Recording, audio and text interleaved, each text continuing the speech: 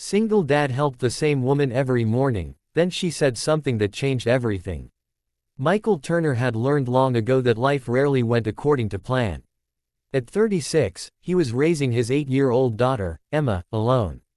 3 years earlier, his wife had passed away after a sudden illness, leaving him with a broken heart, unpaid medical bills, and a little girl who needed him more than ever.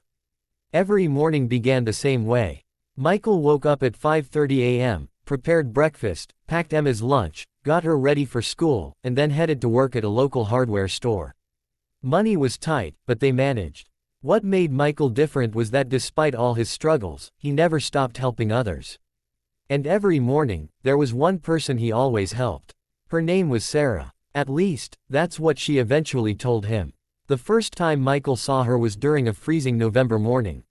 She sat on a bench near the bus stop, wrapped in an old gray coat. Her hair was messy, and her hands trembled from the cold. Most people walked past without looking. Some glanced at her briefly before turning away. Michael stopped. "Good morning," he said. The woman looked up, surprised. No one usually greeted her.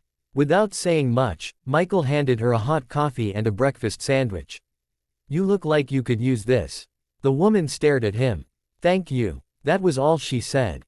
The next morning, Michael saw her again. And again. And again. Soon, helping her became part of his routine. Every morning before work, he bought an extra coffee and something warm to eat. Sometimes they exchanged a few words. Sometimes they sat in silence. Michael never asked intrusive questions. He didn't want to embarrass her. He simply treated her like a human being. Weeks turned into months. Emma eventually learned about Sarah. One morning, she packed an extra muffin from home. "Can we give this to your friend?" she asked. Michael smiled. Of course. Sarah's eyes filled with tears when Emma handed it to her. "Thank you, sweetheart." After that, Emma often joined in. She drew little pictures and wrote encouraging notes.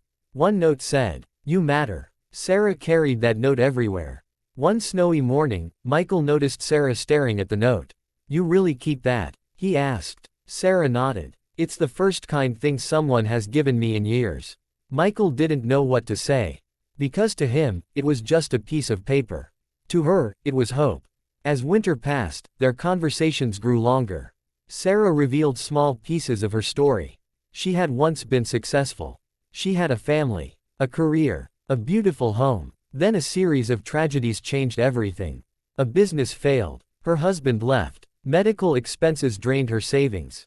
Eventually she lost everything. Michael listened without judgment. He understood loss. Perhaps that's why they connected. Neither of them pitied the other. They simply understood pain. One rainy morning, Michael arrived with coffee as usual.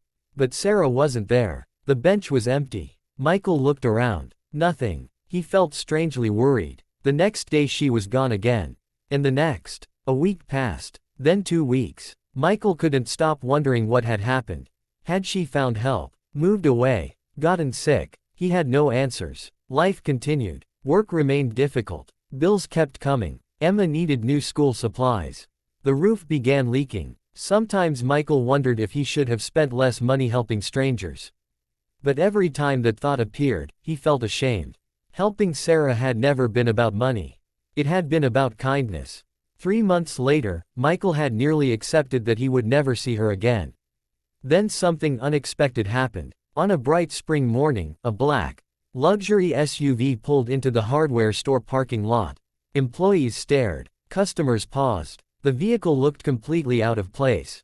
The driver's door opened. A woman stepped out. Elegant coat. Perfectly styled hair. Expensive shoes. Confident posture. Michael barely recognized her. Until she smiled. "Hello, Michael." His eyes widened. "Sarah." She laughed softly. "Yes." For several seconds, Michael couldn't speak.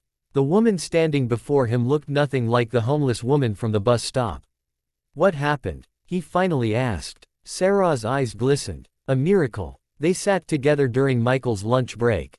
Slowly, Sarah explained. Several years earlier, she had become involved in a complicated legal battle over assets that had been wrongfully taken from her after her company's collapse.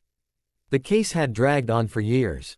While waiting for the courts, she had exhausted every resource she had. By the time help arrived, she had already lost everything. Then, a few months ago, the case finally ended. The court ruled in her favor. A substantial settlement restored what had been taken. Sarah suddenly had money again. A lot of money. But that wasn't the reason she came back. I've met many wealthy people in my life, she said. And I've met many poor people.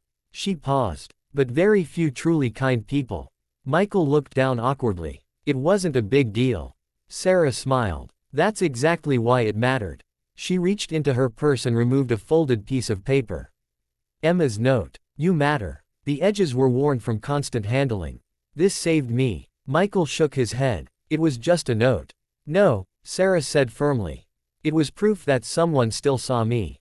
Silence filled the table. Then Sarah said something that changed everything. Michael, there were days I planned to end my life. His heart stopped. Sarah looked away. When you've lost everything, it's easy to believe nobody would care if you disappeared. Tears formed in her eyes. But every morning, you showed up. Michael felt a lump in his throat. You brought coffee. She smiled. You remembered my name. You asked how I was doing. You treated me like I mattered. Sarah held up Emma's note. And this little girl reminded me that I still had value. For a moment, neither of them spoke. Then Sarah continued. You didn't save my finances.